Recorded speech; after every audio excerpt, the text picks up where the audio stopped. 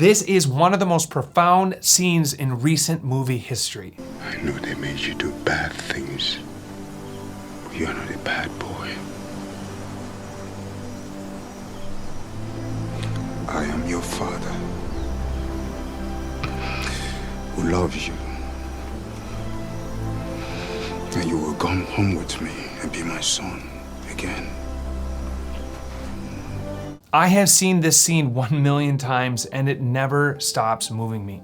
And I think it's because it taps into a deeper story, a story told long before this movie ever existed. It's the story of a son who abandons his father and goes out into the world. He wastes everything his father has given him and ends up in a terrible place, broke, desperate, ashamed and wondering if his dad will even take him back at all. He starts to head in that direction. And the story says that while the son was a long way off, the father saw him and ran towards him. He didn't berate him for his foolishness or criticize him for his failures. He embraced him. He threw a party and celebrated his return. The father saw his son for who he truly was, and his actions hadn't changed that. His love for him was unconditional. Of course, he didn't want his son to be hurt or for him to hurt others, but what mattered most was that their relationship was restored. That was what had broken the father's heart in the first place. And in this particular movie scene, the father, he does the same thing. He reminds his son who he really is. He wasn't the sum total of his mistakes.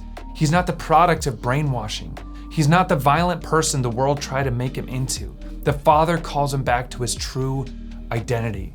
And I think that's something we all desperately long for. We go out into the world and we try to define ourselves, but we end up beaten down and empty.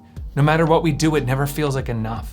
I think that's because we were made to live in relationship with the one who made us, to be connected back to our dad. We were created to have this relationship with Jesus, and he doesn't see you through the lens of your failures. He loves you unconditionally.